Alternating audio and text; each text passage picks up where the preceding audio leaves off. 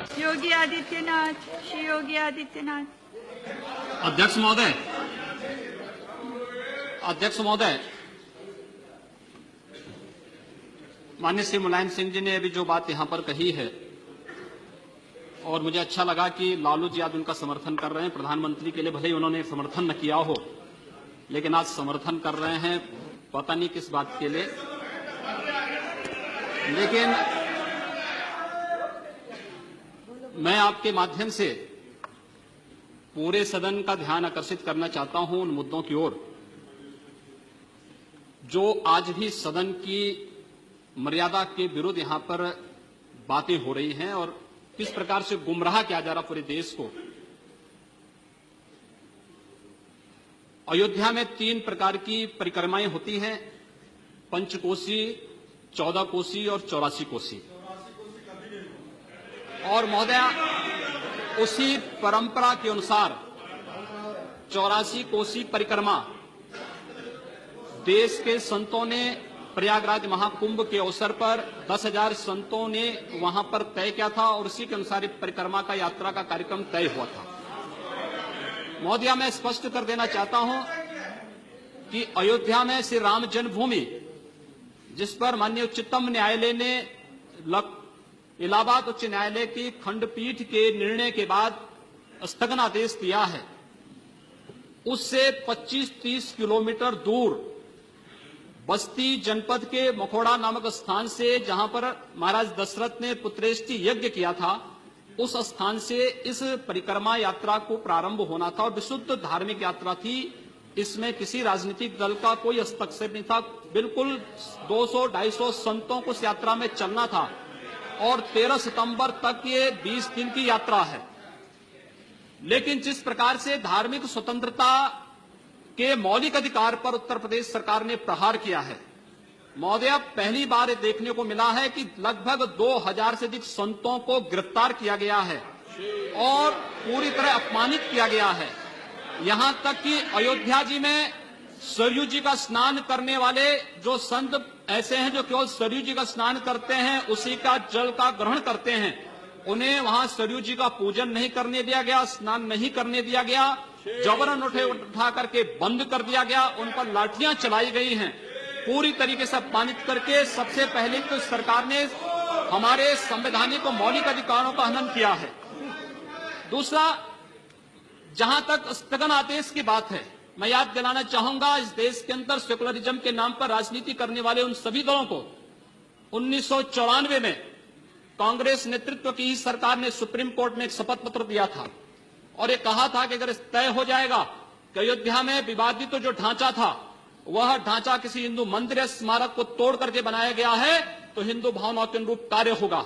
आखिर यह साबित हो चुका है।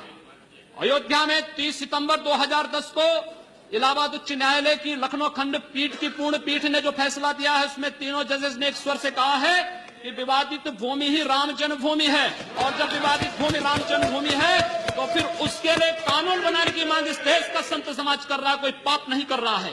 हम अपने हक को मांग रहे हैं और हम यही मांग कर रहे हैं कि अयोध्या में राम जन्मभूमि पर भव्य मंदिर का निर्माण होना चाहिए, कानून इस सरकार को लाना चाहिए, क्योंकि सुप्रीम कोर्ट में शपथ पत्र कांग्रेस नेतृत्व की सरकार ने उस समय दाखिल किया था और उसी क्रम में हम मांग कर रहे हैं।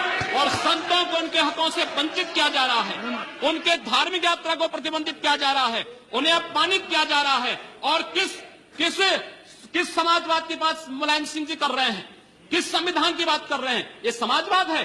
स्वयं राष्ट्रीय अध्यक्ष हैं, इनके 2 भाई महासचिव हैं, इनका पुत्र प्रदेश अध्यक्ष है।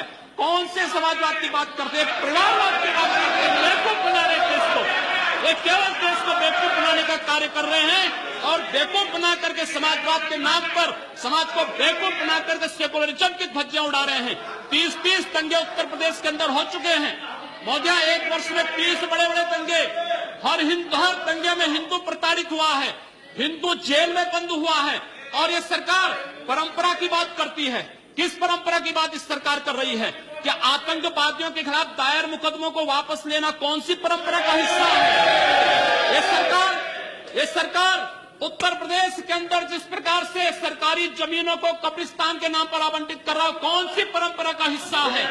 जिस प्रकार से वहां पर वहां के गरीबों, वहां के पिछड़ी जाति, वहां के अनुसूचित जाति के हकों पर डकैती डला करके ये सरकार जिस प्रकार से जंगल राज कायम की उत्तर प्रदेश के अंदर, आखिर वो किस परंपरा का हिस्सा है। और इसीलिए मैं आज के इस माध्यम से आपसे अनुरोध करना चाहूंगा, उत्तर प्रदेश सरकार ने उत्तर प्रदेश के अंदर हमारी धार्मिक भावनाओं का अपमान किया है, संतों को अपमानित किया है। इस सरकार को रहने का अधिकार नहीं होना चाहिए, इसे तत्काल बर्खास्त किया जाना चाहिए। आपसे मैं ये अनुरोध करूंगा कि भारत सरकार से मैं यही मांग करूंगा, ये सरकार लड़ाने का कार्य कर रही है, यह केवल मुस्लिम जिहादी आतंकवाद को प्रश्रय दे करके हिंदुओं को अपमानित करके संतों का अपमान करना चाहती है। और इसीलिए 84 कोसी परिक्रमा को इसने रोका है। महोदया, जितनी फोर्स वहां लगाई गई उसका दशांश भी, महोदया, उसका केवल दशांश भी केवल सुरक्षा के लिए देखी।